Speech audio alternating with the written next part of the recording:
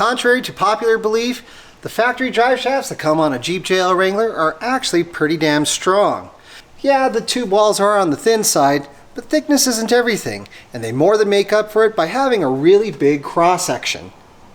As far as the rzeppa joints go, sure, they tend to fail right at the CV boots on either end, but then a lot of that's because they were never intended to continuously operate at a steep angle. In other words, one of the main reasons why you might want to upgrade the drive shafts on your Jeep JL Wrangler is because you're now running a 3-inch lift or taller. Now, this is especially true on a 2-door, being that the rear drive shaft is so short and it's just a matter of time before the CV boots fail. But even on a 4-door, the diameter of the rear drive shaft is so big that you still run the risk of actually rubbing it on the gas tank at a full flex. While we normally run JE reels or have a custom set of shafts built by our local driveline shop, we decided to change things up and test out a set of Adams. Now, as you can see, this is a front and rear 1350 double carded U-joint style shaft, and they come complete with a brand new flange and yokes and all the hardware necessary to get them installed. Grab me an 18mm socket and a 13mm. So to begin, I'm going to go ahead and remove the transfer case skid plate. While it's not necessary, it'll make it easier to access the bolts securing the rear drive shaft to the output shaft of the transfer case. I should also note, it's not necessary to have your Jeep on a rack or even on jack stands in order to replace the drive shafts, but for the purposes of filming, it'll make it a lot easier to see what's going on. So first, I'm going to get the 13mm socket. Go ahead and remove these nuts.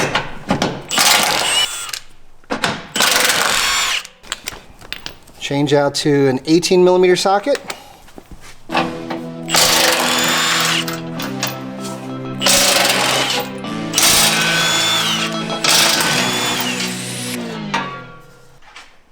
Now we're going to go ahead and take a Torx 50 and free up all these bolts.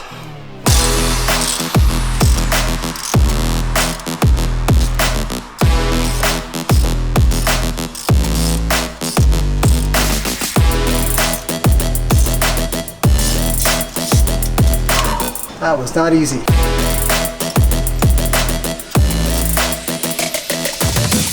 All right, now it's time to take on the transfer case side.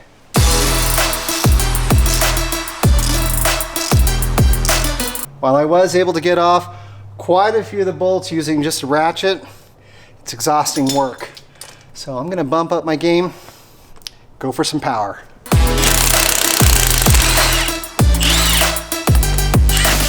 In order to get the drive shaft rotated around, I'm going to go ahead and put the transfer case into neutral. I can now rotate the shaft around, get it into position that'll make it easier to get these bolts out.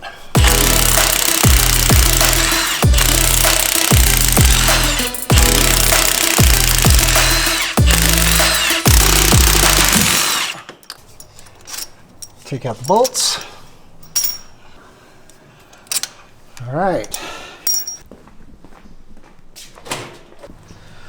That'll help to get those drive shafts off. Let's just give it a couple light taps.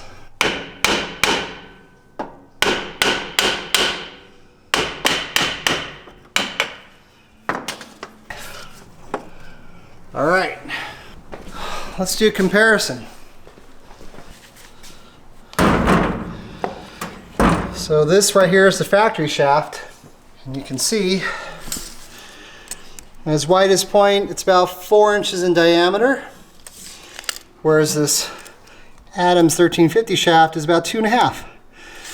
So it's a lot narrower. It's going to give us a lot more clearance up against the gas tank skid plate. All right, now that we've got the rear drive shaft removed, we can now take off the rear pinion flange. But before we do that, I'm going to go ahead and use an inch-pound torque wrench like you see right here, just to figure out what the preload is from the factory. Because we're going to be reusing the pinion nut, ideally we'd like to get it back to the point of where it was factory, plus an additional 5 inch-pounds if we can.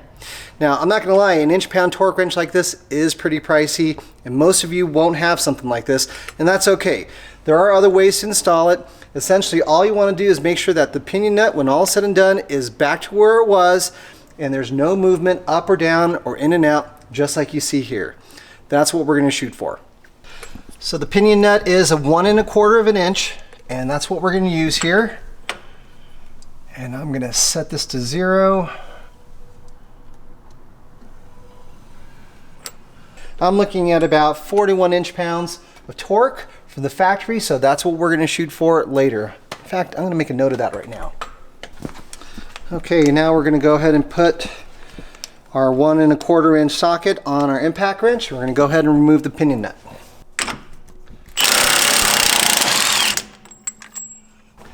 With the pinion nut removed, we can now use something like a hammer to tap on the back side of the flange to pull it from the pinion shaft itself. But to make things easier, I'm just going to use a puller like this.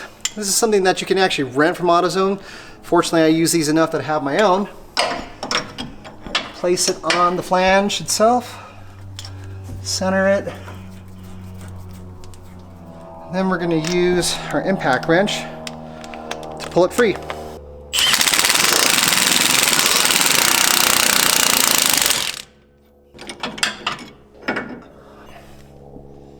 Alright, so now we're just going to go ahead and check the seal. Looks all good, everything looks good. You can go ahead and grab the new yoke.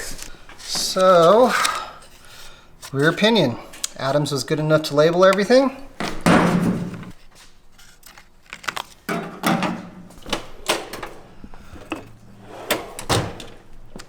Alright, let's get this installed.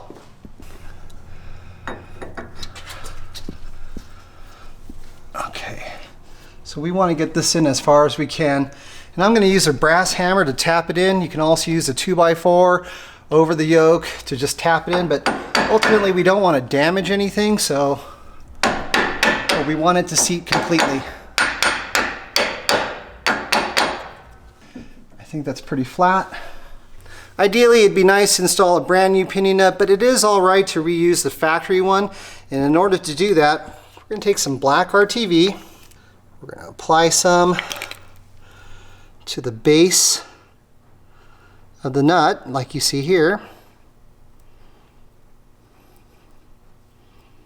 And then we're going to apply a generous amount of red Loctite to the threads. Now we can install it.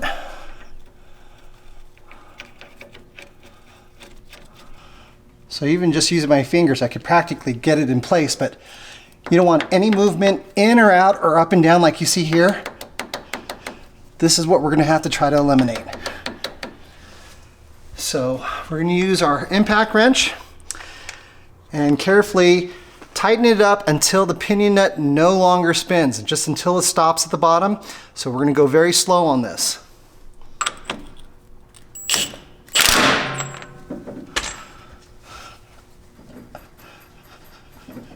It's practically there already. It's really important not to over tighten the pinion nut. If you do, the crush sleeve inside will crush more or collapse some more, and that'll fry your pinion bearings. So it's very important just to get the nut seated, and that's it. So if you have an inch-pound torque wrench, which I'm going to grab right now, we'll check the preload on it once more to make sure we're there, and then maybe add an additional 5 inch-pounds. There we go. That should be good to go. Now we can move over to the transfer case. Once again, using a 1 1/4 inch socket, we're going to go ahead and remove the nut securing the output shaft flange to the transfer case.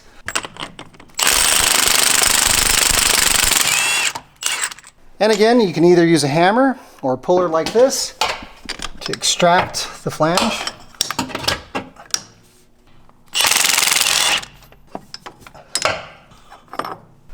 Okay, so this is the rear output shaft flange. This is rear T-case.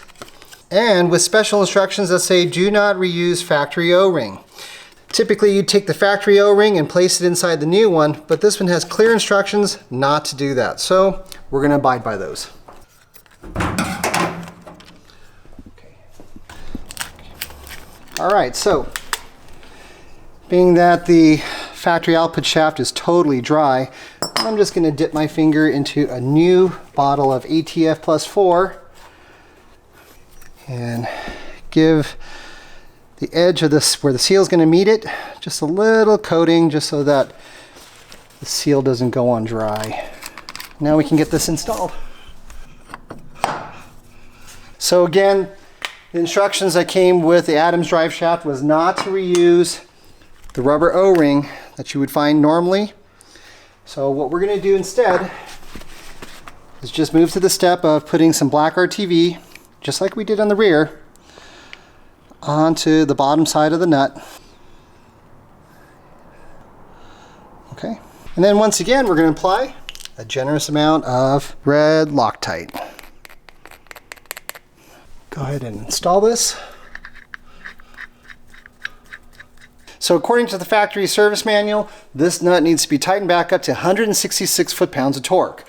But since this thing is spinning around, I'm going to go ahead and put the transfer case back into four-wheel drive or two-wheel drive because it's just the rear half, and that'll help hold things in place. Just to help it along, I'm going to go ahead and zip it first. Set this to 166.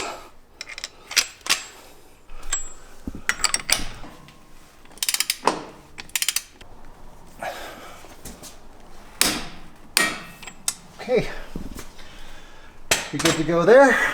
While I have the rear drive shaft off, I decided to take some time to pound in the area that had actually bowed out after we hit the bottom of our gas tank, just to help give some more clearance for the rear drive shaft. Granted, the new drive shaft is considerably slimmer in diameter. It shouldn't be an issue, but just in case, I'll give it a couple whacks now.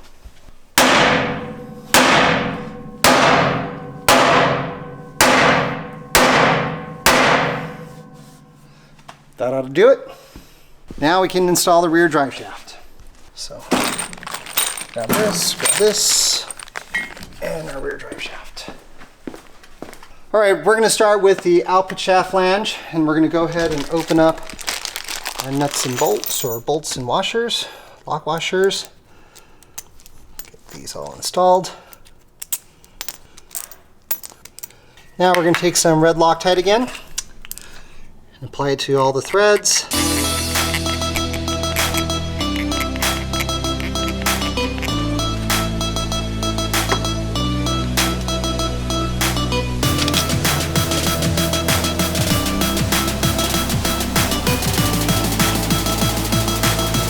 Okay, now we're going to use our 5/8 inch wrench to tighten up these bolts.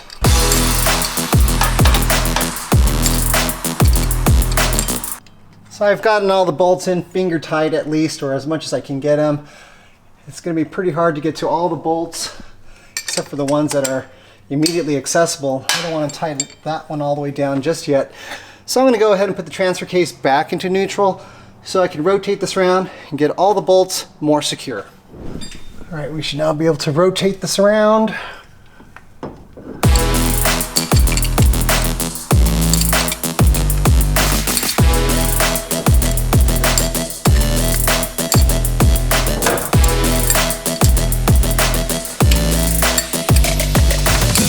All right, so now that I've got all the bolts snug onto the output shaft flange, I'm going to go back and shift the transfer case back into gear so that I can get all these bolts tightened up. I'm not 100% sure what the torque value on these bolts are, but if they're anything like the front flange bolts, the factory settings are 89 foot-pounds torque. Unfortunately, there's no real way to get a torque wrench on these bolts, so I'm just going to go ahead and double up some wrenches to get me some good pulling power, or torque power, and get it as tight as we can. Without getting stupid, that is.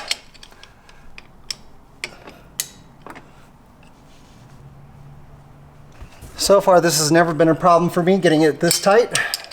Just don't go crazy on it, and you should be good.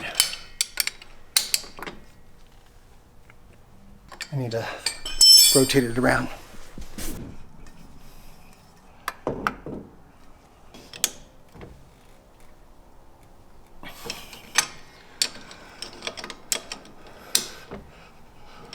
Okay, I think that should be good. All right, we can now get the rear end installed. Go ahead and remove this plastic tape that's holding the bearing caps in place.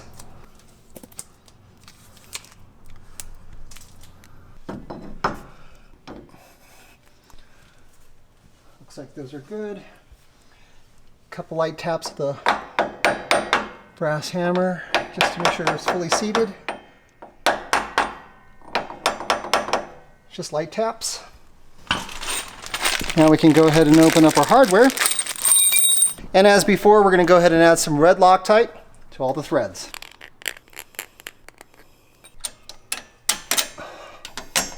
Take our lock washer and nut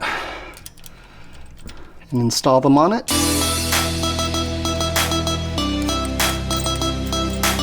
All right, we're going to use our 9/16 inch wrench to now tighten up all the nuts onto the U-bolts.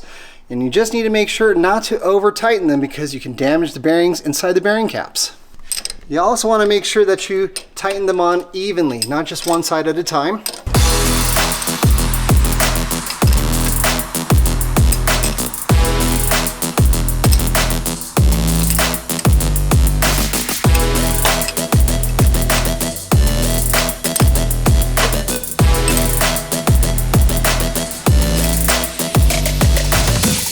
All right, I think we're done. Now time to go to the front. While I'm not a big fan of the FAD, if there is a benefit to it, it's that it'll keep the front drive shaft from spinning unless you're in four-wheel drive. Now the benefit of that is that when you have a big lift like we've got, the CV boot will be in a constant state of pinch, and if it's not spinning, it won't wear out prematurely.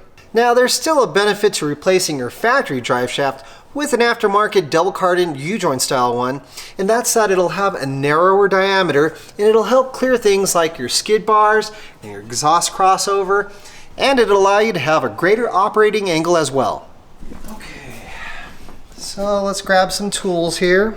We're going to grab our Torx 50 just like before, and it's a really long reach in there, so I'm going to go ahead and grab an extension, and I'm also going to use our impact wrench again because those bolts are kind of hard to get out.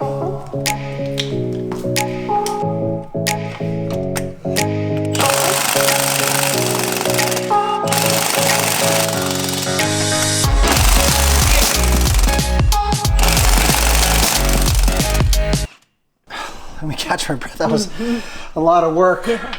All right, so now that we've got the bolts off of the output shaft, we're going to go ahead and remove the 4 bolts securing the drive shaft to the pinion flange. And in order to do that, we're going to use a 15mm socket.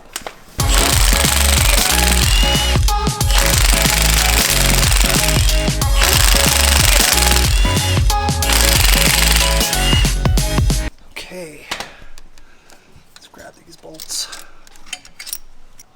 Just like that, it wants to come out. All right.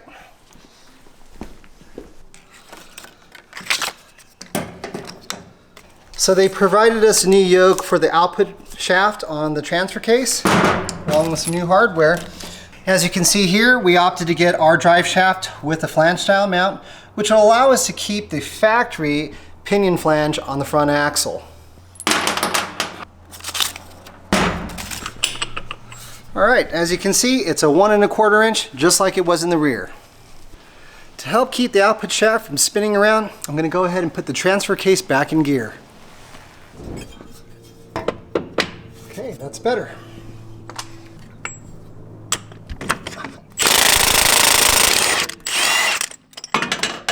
Okay. Being that it's going to be a little tough to get a puller on the front output shaft flange, I'm going to go ahead and try to use a hammer and a brass punch to see if I can't knock it out. There we go. Okay. Take out the factory yoke or flange. So now we can grab the transfer case replacement yoke that comes with our drive shaft.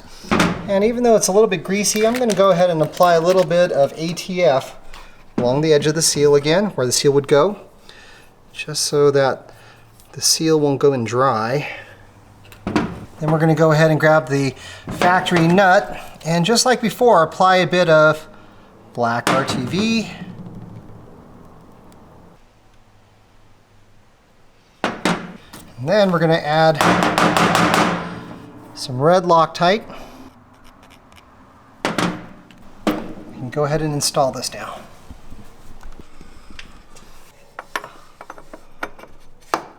Grab the nut.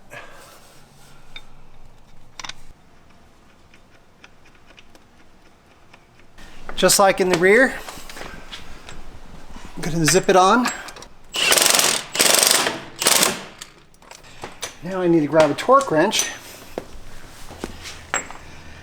and again set it to 166 foot-pounds of torque. Let's see which combination of extensions will do this.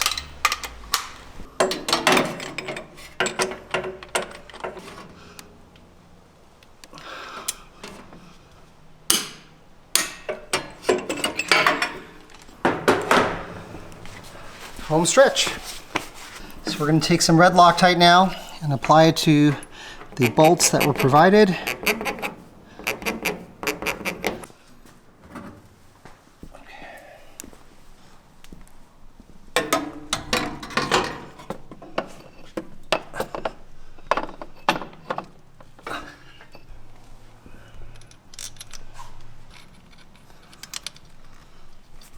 So these bolts are going to require a 12.8 millimeter or 5/16 inch wrench.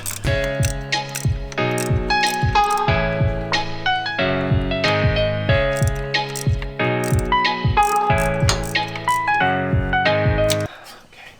I'll tighten those up a little bit better once I get it connected to the flange, and we should be good to go.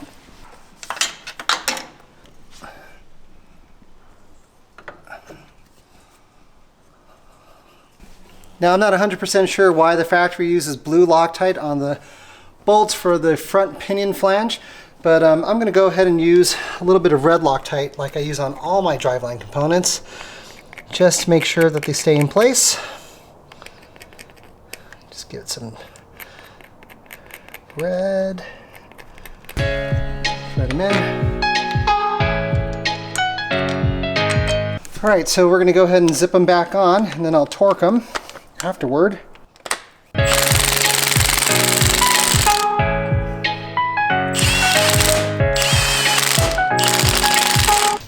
Alright, looks like we're going to have to switch out to a thin wall socket because the impact is a little too thick to clear this new yoke connection. So now that we've got the transfer case locked up, I can go ahead and zip them on a little bit more and then torque them.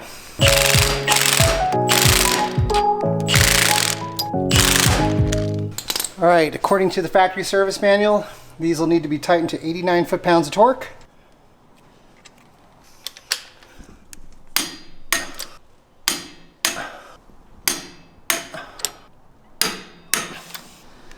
I'm going to go back to the output shaft side and tighten up those last couple bolts.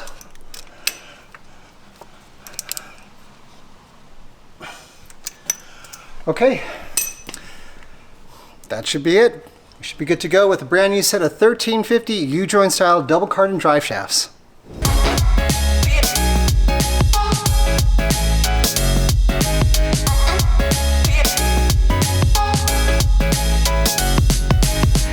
So it's important to note that anytime you install an aftermarket double cardan U-joint style drive shaft like we just did, it's important to set the pinion angle so that it sits in line with the drive shaft. And in order to do that, you do need to have a set of adjustable rear upper control arms. So we're going to go ahead and set those now. And in order to do that, I'm going to grab a floor jack and a couple of jack stands to help us along.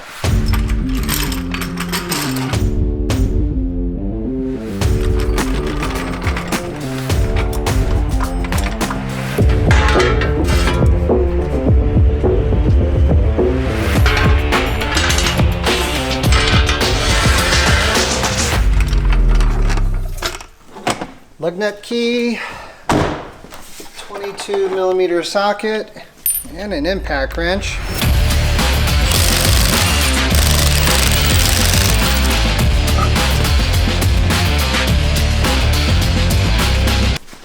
As I was saying, you will need a set of upper adjustable rear control arms in order to set your pinion. And what we're going to do is basically loosen up these jam nuts and rotate this joint until the pinion raises or lowers as necessary. Alright, so now we can go ahead and grab an angle finder like you see right here. And then we're going to measure the angle of the drive shaft compared to the pinion. Now the reason why I put the axle on jack stands and remove the wheels and tires is to simulate the entire weight of the vehicle on the ground without actually having the tires on. So this will give us an accurate representation of where our pinion is in relationship to the drive shaft. So let's go see where it's at.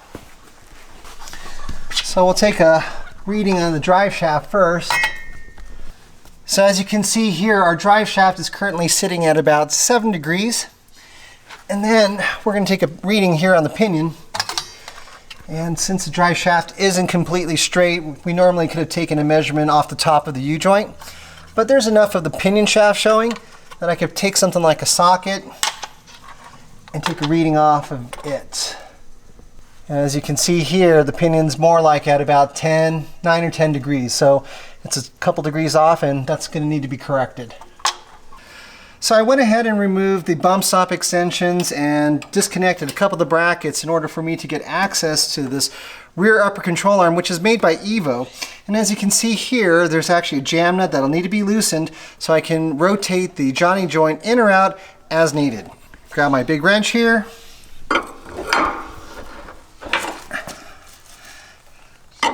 Loosen that up a little bit.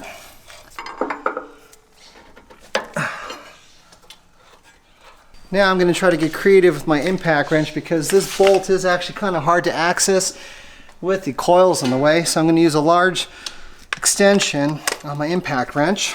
Let's see if I can't get to it. Aha.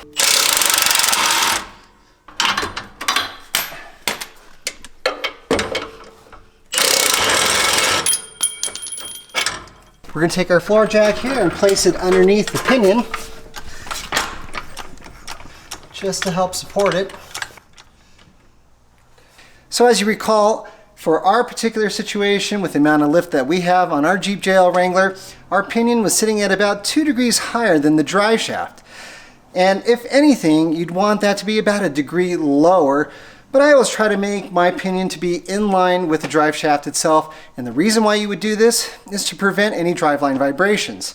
Okay, so now we can go ahead and take out the control arm bolts. Take out the pressure. Okay. Okay, we got the arms out, they're rotating. So we're going to climb back underneath and check ourselves here. I can actually visually see that the pinion's a little bit high, so I'm going to just take this jack and let it come down a bit. Now, you might have heard some of that creaking. That was the axle actually rotating downward. Take another reading. Still at about 7 there. I'd say that's more like at 8. Almost there. Just a little bit lower.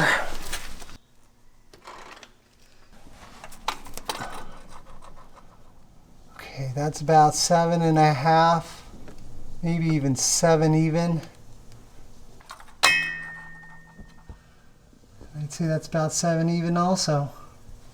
So I have both the drive shaft and the pinion setting at about 7 degrees, and that should do the trick for us. Now that we have our drive shaft and pinion in place, we can go ahead and set our control arms so that they go right in and bolt up without any additional effort.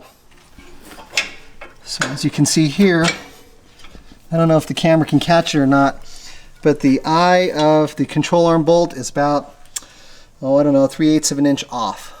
So I'll have to bring in the control arm joint so that it can actually fit. Let's see.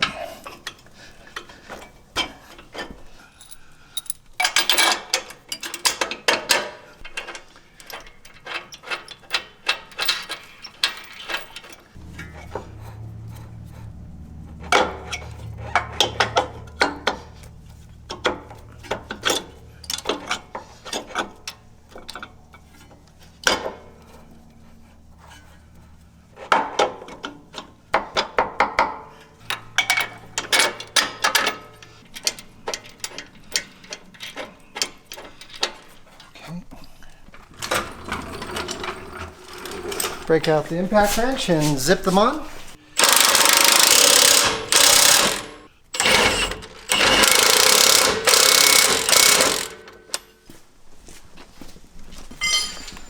We need to tighten up the jam nuts again. Go ahead and grab a pry bar in here just to keep the joint from rotating over, or I can actually preempt it. Being that we have Johnny joints on both ends, the whole thing's always going to rotate in one direction or the other. So they're both in the same direction. We can go ahead and tighten up our jam nut now.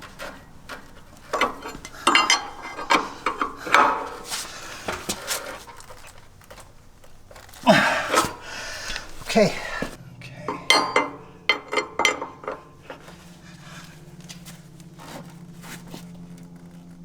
Okay. All we need to do is put the tires back on and we should be good to go.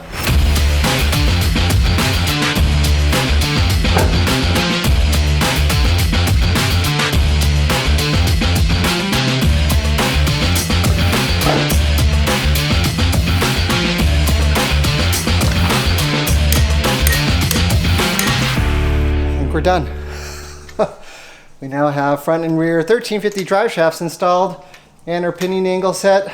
We need to take it for a test drive to make sure we don't have any vibrations. Then I think we're good to go.